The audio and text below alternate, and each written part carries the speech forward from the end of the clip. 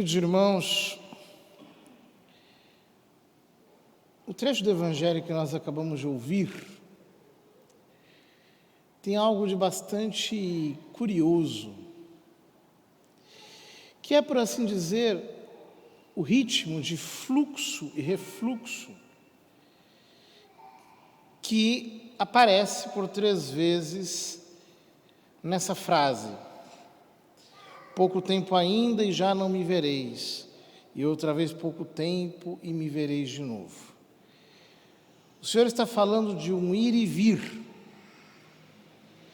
de uma ausência momentânea que depois Ele irá suprir, de uma tristeza transitória que dará lugar a uma alegria, de um fluxo e um refluxo. Nessa preparação para Pentecostes, nós precisamos entender que o derramamento do Espírito Santo também acontece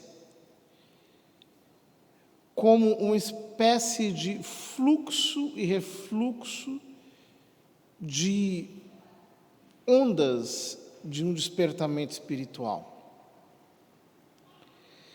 Existem momentos na história em que uma graça desperta todos os homens, ou pelo menos uma parte deles. Acontece uma espécie de entusiasmo espiritual, coletivo, intenso, uma visitação de Deus sobre a igreja, momentos realmente sobrenaturais, em que nós não temos muito bem como explicar por que esses momentos acontecem. Não sabemos. Tratam-se de intervenções soberanas de Deus.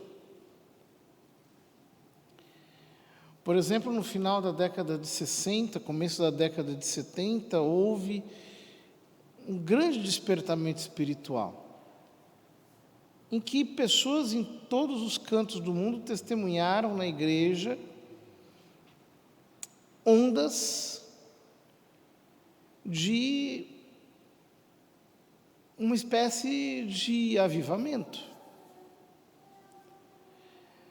Desde grupos inteiros que foram impactados com a presença de Deus, até indivíduos. Por exemplo, me lembro da história de um sacerdote que estava lendo uma revista em que se falava do Espírito Santo, e aconteceu que um irmão estava dirigindo um carro e de repente ele recebeu um comando sobrenatural: pare nessa igreja. Ele parou, a igreja estava com as luzes praticamente apagadas, havia uma luz acesa, que era o gabinete do sacerdote. Ele foi até lá, tocou na porta. Então, quando ele entrou, estava o padre com a mão na cabeça, lendo a revista. O homem disse: estou atrapalhando? Ele diz: não, estou apenas lendo sobre o Espírito Santo. Eu estava aqui pedindo a Deus que acontecesse um derramamento do Espírito Santo no meu ministério. E, por incrível que pareça, o homem que estava diante do sacerdote era o autor daquele artigo. Então, eles rezaram juntos, aconteceu um derramamento do Espírito Santo extraordinário no ministério daquele sacerdote. Ele foi impactado de uma maneira nova, totalmente inédita para ele. E coisas similares que aconteceram com tantas pessoas. Eu me lembro, por exemplo, de um testemunho de uma amiga minha, que um dia estava numa reunião da igreja e deu uma briga. Houve um desentendimento na reunião. Então ela saiu no meio da reunião e falou: olha, não quero mais saber de vocês. E saindo da reunião, passou na Capela do Santíssimo e ficou diante do sacrário, e de repente era como se a presença de Cristo no sacrário ficasse viva, real, de uma maneira sensível para ela, e algo entrou dentro do coração dela, e ela ficou cheia e começou a suspirar, a chorar e a sentir o seu espírito completamente exultante, e já não sabia mais o que estava acontecendo, e quando saiu dali estava completamente transformada. Aquela experiência impactou completamente. Coisas avulsas que aconteceram mais ou menos no mesmo período, enquanto comunidades inteiras eram impactadas por uma espécie de ativação da presença viva e ativa e dinâmica do Espírito Santo. E de repente essas ondas baixam. E no momento em que essas ondas baixam, tantos que vieram por causa da euforia vão embora, outros permanecem, perseveram, continuam cultivando o convívio com o Espírito Santo, a vida espiritual, uma vida de oração, e são purificados. São momentos importantes também,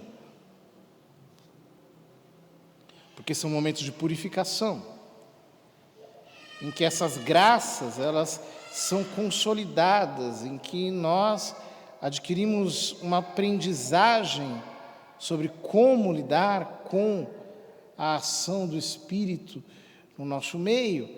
Há momentos de efusão coletiva e momentos em que tudo parece decair e voltar a um estado de normalidade.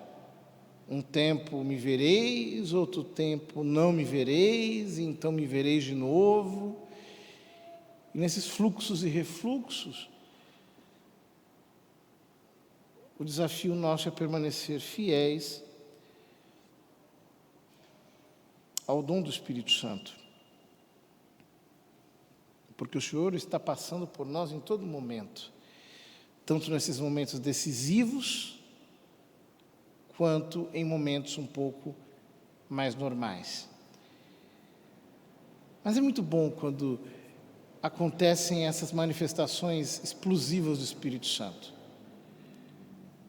Eu vi um vídeo de uns tempos atrás, algumas décadas, quando de um determinado lugar, de repente, o impacto da presença do Espírito Santo causou tanto arrependimento, que as pessoas que passavam na rua sentiam o mover de Deus e entravam correndo dentro da igreja, muitas delas jogando fora os seus objetos de pecado, drogas, cigarros, bebidas, preservativos, coisas desse tipo, e um grande arrependimento tomava conta do coração. E muitas pessoas deixaram o carro com a chave no contato e saíram correndo pelo impacto da presença viva e real do Espírito Santo. Hoje nós celebramos o dia de São Filipe Neri. São Filipe Neri também teve um Pentecostes assim.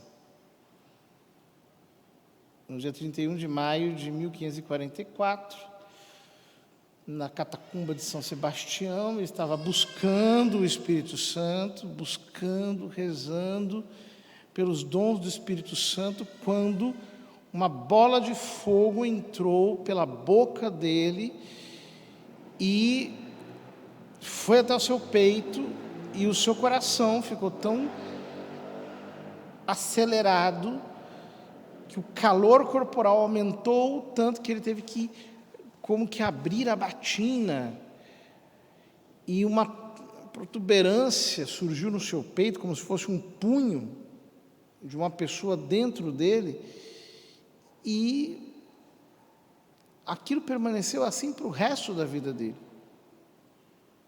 É por isso que os padres oratorianos, diferentemente dos outros sacerdotes, eles têm uma gola aberta assim na batina, né?